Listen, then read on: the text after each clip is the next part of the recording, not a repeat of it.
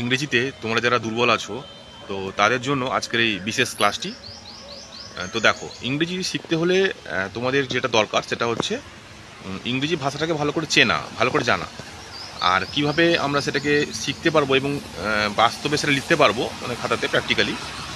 তো তার জন্য আমরা ইংরেজির যে বিভিন্ন ভাগ রয়েছে তো সেই ভাগগুলো খুব শেখার খুব দরকার আছে, ঠিক আছে? তো এই ভাগগুলোকে ইংরেজিতে এক কথা আমরা বলি পার্টস অফ স্পিচ, ঠিক আছে? তো ধরো একটা সেন্টেন্স তুমি লিখলে, তো সেই সেন্টেন্সটা লেখার যে কতগুলো ভাগ রয়েছে, অর্থাৎ সেই সেন্টেন্সটা লিখতে গেলে আমাদের যে কী কী লাগবে বা কোন কোন জিনিসগুলো দিলে সেই সেন্টেন্সটা গঠন হবে এবং কীভাবে সেটাকে ভালো করে আমরা যদি বসাই তো সেটাই একটা পূর্ণাঙ্গ সেন্টেন্স তৈরি হতে পারে। তো সেটাকেই বলা হয় পার্টস অফ স্পিচ, ঠিক আছে? তো এই পার্টস অফ স্পিচ ক প্রকার এবং কিভাবে এর গঠন, তো সেইটা নিয়ে আজকের আমরা বিস্তারিত আলোচনা করব। আমরা শুরু করি ক্লাসটি। দেখো, পার্টস অফ স্পিচ যে আজকে আমরা এটা ক্লিয়ার করব। তো এই পার্টস অফ স্পিচ হচ্ছে একটা ইংরেজির ভীষণ ভীষণ গুরুত্বপূর্ণ একটা অংশ, ঠিক আছে? তো আমরা ইংরেজিতে যা কিছু করি না কেন, অর্থাৎ লেখা কিংবা পড়া, তো সবটার জন্য কিন্তু পার্টস অফ স্পিচ শেখাটা কিন্তু ভেরি ভেরি ইম্পর্টেন্ট, অর্থাৎ খুব গুরুত্বপূর্ণ। এই পার্টস অফ স্পিচ যদি ভালো করে তোমরা শিখতে পারো, তোমাদের ইংরেজিটা একবারে খুব ভীষণভাবে স্ট্রং হয়ে যাবে, ঠিক আছে? তো আমি চেষ্টা করবো যে এই ভিডিওতে পার্টস অফ স্পিচ ধারণাটা তোমাদের কাছে পুরো একদম ক্লিয়ার করে দেওয়ার জন্য, ঠিক আছে? তো আমি এটাকে দুভাবে দেখেছি। প্রথমে এখানে যে বইটা আমরা ক্লিয়ার করছি সে বইটাতে আমরা ক্লিয়ার করব এবং এটার সাথে সাথে খাতাতে তোমাদের লিখে আমি বোঝানোর চেষ্টা করব যে পার্টস অফ স্পিচ কি হবে, ঠিক আছে? তো তোমরা দেখতে থাকো ভিডিওটি। হ্যাঁ, তো দেখো, এখানে আমি খাতাতে তোমাদের লিখে বোঝানোর চেষ্টা করেছি।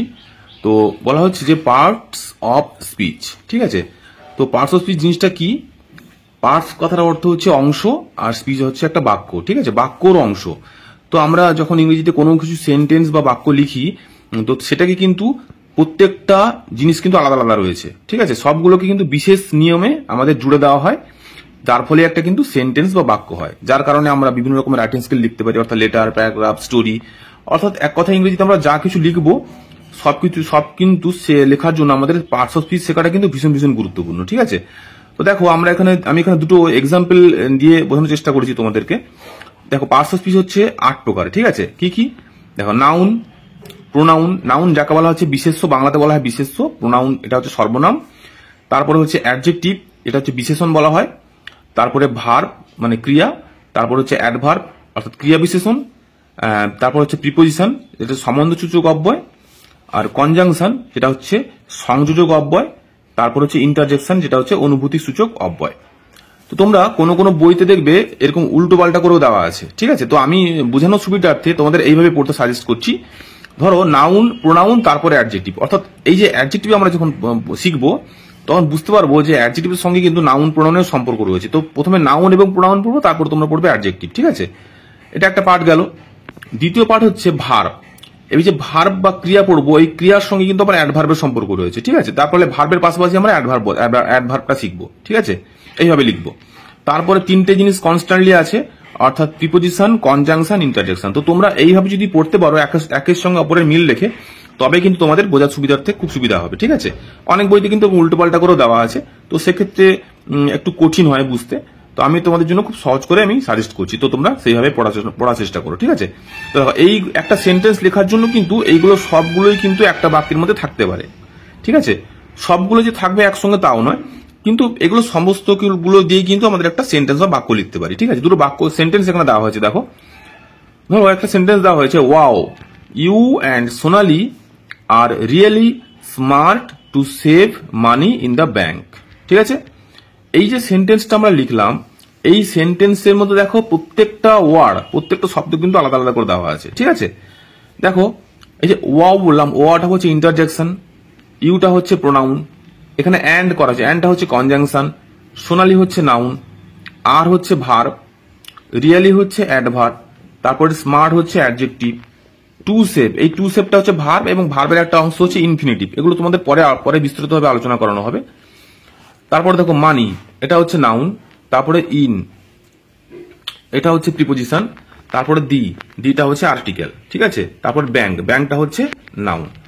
দেখতে পাচ্ছ যে সমস্তগুলো কিন্তু বিস্তারিতভাবে বর্ণনা শেখা হবে, শিখে আমরা নির্দিষ্ট নিয়মে কিন্তু আমরা এটাকে জোড়া হয়েছে, যার ফলে একটা সেন্টেন্স হয়েছে। ঠিক আছে, আশা করি বুঝতে পারলে যে একটা সেন্টেন্স মেকিং করতে গেলে আমাদের এইগুলো সবগুলোই কিন্তু বিস্তারিতভাবে আমাদের শিখতে হবে। ঠিক আছে, কিন্তু কি নিয়মে শিখবো, কি নিয়মে এগুলোকে জোড়া লাগাবো, সেটাই হচ্ছে আসল গ্রামার।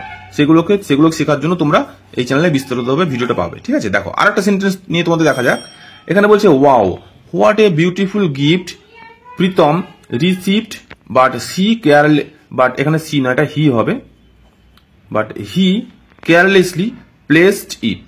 ঠিক আছে, তো দেখো এখানেও সেম, ওয়াও এটা হচ্ছে ইন্টারজেকশন, হোয়াট হচ্ছে এটা অ্যাডভার্ব, এখানে আর্টিকেল করা হয়েছে, আর্টিকেল কিন্তু অ্যাডজেক্টিভের মধ্যে পড়ে। ঠিক আছে, তো তোমরা পরবর্তীকালে বুঝতে পারবে। বিউটিফুল এটা অ্যাডজেক্টিভ, গিফট এটা হচ্ছে নাউন, প্রীতম এটা নাউন, রিসিভড এটা হচ্ছে ভার্ব, বাট এটা হচ্ছে কনজাংশন, এটা হচ্ছে হি, যেহেতু প্রীতম আছে তাই হি হয়েছে, তাহলে হিটা হচ্ছে প্রোনাউন, কেয়ারলেসলি এটা হচ্ছে অ্যাডভার্ব, প্লেসড হচ্ছে ভার্ব, ইট হচ্ছে প্রোনাউন, তারপরে নিয়ার হচ্ছে প্রিপোজিশন, এ হচ্ছে আর্টিকেল, ক্যান্ডেল হচ্ছে নাউন। তো এখানে এই দুটো সেন্টেন্সের মধ্যে কিন্তু পার্টস অফ স্পিচের 8টা যে ভাগ, সেই ভাগটাই কিন্তু দুটো সেন্টেন্সের মধ্যে রয়েছে। ঠিক আছে, তোমরা আশা করি বুঝতে পারলে। পরবর্তীকালে এই যে পরবর্তী ভিডিওগুলোতে নাউনের বিস্তারিত বর্ণনা, প্রোনাউনের বিস্তারিত বর্ণনা, সবগুলোর বিস্তারিতভাবে বর্ণনা করে ভিডিও তোমাদের আসছে। ঠিক আছে, আচ্ছা দেখো তোমাদের এবারে যেখানে বইতে যেভাবে সংজ্ঞার আকারে দেওয়া আছে ডেফিনেশন কি বলেছে দেখো। বলছে এর আগে তোমরা শিখেছো যে কতগুলি শব্দ বা ওয়ার্ড ঠিকমতো সাজালে একটি সেন্টেন্স বা বাক্য তৈরি হয়। ঠিক আছে, ওই রকম একটা সম্পূর্ণ এবং পরিষ্কার অর্থপূর্ণ সেন্টেন্সে প্রত্যেকটি ওয়ার্ডের একটি করে সাধারণ ব্যাকরণগত বৈশিষ্ট্য থাকে। ঠিক আছে, তাদের প্রত্যেক সেন্টেন্সের অন্য ওয়ার্ডগুলির সঙ্গে সম্বন্ধযুক্ত, যেটা আমি আগেই বললাম তোমাদের। দেখা যাক ওয়ার্ডগুলির মধ্যে এই সম্বন্ধ কিরকম। তো এখানে একটা সেন্টেন্স দিয়েছে রাম প্লেস ফুটবল।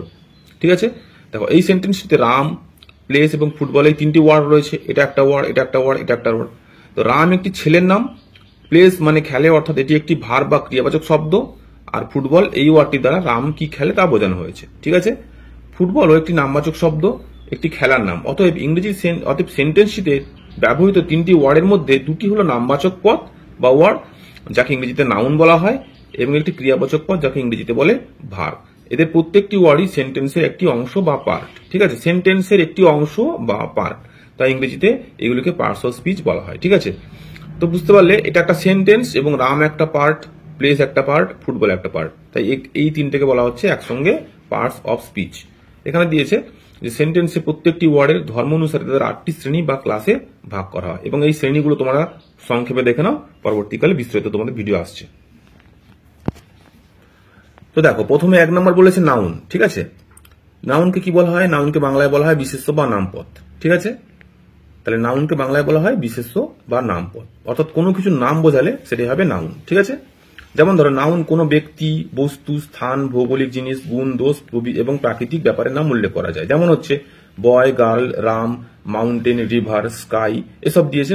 মানে এক কথায় যাকে নাউন, যে কোনো জিনিসের নাম বোঝায় যাকে, তাকেই আমরা বলবো নাউন। ঠিক আছে, প্রোনাউন দেখো, প্রোনাউন কি বলছে? একে বলা হয় বাংলায় বলা হয় সর্বনাম, অর্থাৎ নাউনের পরিবর্তে যেগুলো বসানো হয়, যে ওয়ার্ডগুলো, সেগুলোকে বলা হয় সর্বনাম বা প্রোনাউন। ঠিক আছে, যেমন কোন নাউনের পরিবর্তে যে ওয়ার্ড ব্যবহার করা হয় ইংরেজিতে তাকে প্রোনাউন বলা হয়। ঠিক আছে, যেমন ধরো I, we, you, he, she, they, it. Clear? এরপরে দেখো ভার্ব বলা হয়েছে, তাহলে ভার্বকে বাংলা থেকে বলা হয় ক্রিয়াপদ। ঠিক আছে, ক্রিয়াপদটা জিনিসটা কি? যে যার দ্বারা কোনো কিছু কাজ করা বোঝায়। ঠিক আছে, কোনো কিছু কাজ করা বা কিংবা হওয়া কিংবা থাকা বোঝায়। ঠিক আছে, তো এই যে এই পদ দ্বারা কোনো কিছু করা, কাজ করা বোঝায়। যেমন হচ্ছে আস্ক মানে জিজ্ঞাসা করা, ডু করা, make, go, come, see, play, sing, dance, etcetera. ঠিক আছে, তো এক কথায় তোমরা সংক্ষেপে বুঝতে পারলে যার দ্বারা কোনো কিছু কাজ করা বা হওয়া বা থাকা বোঝায় তাকে বলা হয় ভার্ব। ক্লিয়ার? অ্যাডজেক্টিভ দেখো, বাংলাকে বলা হয় বিশেষণ। ঠিক আছে, কোন নাউনের সম্বন্ধে যে ওয়ার্ড কিছু বলে তাকে বলা হয় অ্যাডজেক্টিভ। আমরা আগে নাউন বা প্রোনাউন পড়লাম, অর্থাৎ তাকে বিশেষিত করছে যে শব্দ, সেগুলোকে বলা হয় কিন্তু অ্যাডজেক্টিভ। যেমন ধরো good, bad, old, new, strong ইত্যাদি। ঠিক আছে, এরপরে দেখো তোমাদের রয়েছে অ্যাডভার্ব। অ্যাডভার্ব কাকে বলা হচ্ছে? বাংলাকে বলা হয় ক্রিয়া বিশেষণ। আবার এইগুলি বিশেষণ ও ক্রিয়া বিশেষণের বিশেষণ হিসেবে ব্যবহৃত করা হয়। ঠিক আছে, যেমন ধরো ভেরি, ফাস্ট, সুন, অলওয়েজ, ডেলি ইত্যাদি। ঠিক আছে, তো একে বলা হয় অ্যাডভার্ব। নেক্সট কি বলছে? প্রিপোজিশন। প্রিপোজিশন হচ্ছে সম্বন্ধসূচক অব্যয়, অর্থাৎ বাক্যের মধ্যে বসে কোনো শব্দের সঙ্গে পুরো সেন্টেন্সটা যে সম্বন্ধ বোঝাচ্ছে তাকে বলা হয় প্রিপোজিশন। ঠিক আছে, যেমন ধরো on, in, under, to, from, beneath ইত্যাদি। ঠিক আছে। আচ্ছা, কনজাংশন কি বলছে? সংযোজক অব্যয়। সংযোজক কথা অর্থ হচ্ছে জুড়ে দেওয়া। ঠিক আছে, দুটো সেন্টেন্সকে বা একাধিক সেন্টেন্সকে জুড়ে দেয় কিছু কিছু শব্দ, সেগুলোকে বলা হয় কনজাংশন। যেমন ধরো and, but, or, either, neither etcetera. ঠিক আছে। লাস্ট দেখো, লাস্ট এখানে দিয়েছে ইন্টারজেকশন। ইন্টারজেকশন হচ্ছে অনুভূতি সূচক, অর্থাৎ আমরা যখন কোনো বাক্য আমরা বলি তখন কিছু আমরা অনুভূতি কিন্তু প্রকাশ করি। ঠিক আছে, তো সেই অনুভূতি সূচক অব্যয় হচ্ছে ইন্টারজেকশন। যেমন হচ্ছে ওহো বা এলাস বা হুররে, ব্রেভো, ফি, এসব কিন্তু আমাদের দিয়ে আমরা ইন্টারজেকশন বা অনুভূতি আমরা প্রকাশ করি। ঠিক আছে, তো আশা করি তোমরা বুঝতে পারলে যে পার্টস অফ স্পিচের যে 8টা ভাগ আমরা শিখলাম, এবং পার্টস অফ স্পিচ এই যে যেগুলো দিয়েছে এগুলোর গুরুত্ব কতটা, অর্থাৎ এগুলো না হলে কিন্তু কোনো আমরা সেন্টেন্স মেকিং করতে পারবো না।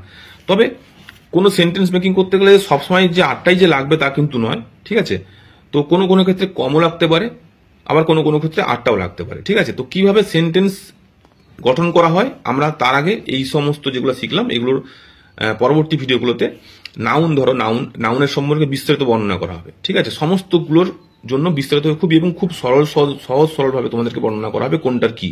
তো সেটা ক্লিয়ার করার জন্য তোমরা অবশ্যই পরের ভিডিওগুলো দেখতে থাকো। ঠিক আছে, আর যারা নতুন বন্ধুরা দেখছো তারা কিন্তু এই যে ভিডিওটা দেখছো এটার আগে একদম গোড়া থেকে কিন্তু ডিটেলসে আলোচনা করা হয়েছে, এবং সেই ডিটেলস আলোচনা করার ফলে তোমরা সেই ভিডিওগুলো দেখে নাও, যার ফলে একদম বেসিক লেভেলটা তোমাদের কাছে পুরো ক্লিয়ার হয়ে যাবে। একদম এবিসি থেকে দেখানো হয়েছে। তো তোমরা আগের ভিডিওগুলো দেখতে থাকো এবং পরবর্তীকালে এই ভিডিও দেখো, এবং যারা যারা পুরনো বন্ধু যারা কন্টিনিউ করছো তারা কিন্তু অবশ্যই কন্টিনিউ করতে থাকো। এরপরে আমাদের পাঠ আসছে নাউনের বিস্তারিত বর্ণনা করা হচ্ছে। ঠিক আছে, তো তোমরা আশা করি পার্টস অফ স্পিচের ধারণাটি তোমাদের আজকে ক্লিয়ার হয়ে গেছে পুরোপুরি। তো কেমন লাগলো ক্লাসটি তোমরা অবশ্যই কিন্তু কমেন্টে জানিও। যাদের যাদের আরও কিছু জানার ইচ্ছা আছে তো তোমরা অবশ্যই সেটাও কিন্তু তোমরা কমেন্টে কোশ্চেন করবে, আমি সময় সুযোগ করে তোমাদেরকে আমি অ্যান্সার দেওয়ার চেষ্টা করব। ঠিক আছে, এই সম্পর্কিত আরও যে গ্রামারের বেসিক আইডিয়াগুলো আমাদের চ্যানেলে আরও ভিডিওগুলো রয়েছে, সেগুলো তোমরা প্রথম থেকে দেখো, তাহলে তোমাদের যাদের গ্রামার নিয়ে একবারে খুব দুশ্চিন্তা রয়েছে তাদের কাছে একদম কিন্তু গ্রামারটা ক্লিয়ার হয়ে যাবে। ঠিক আছে।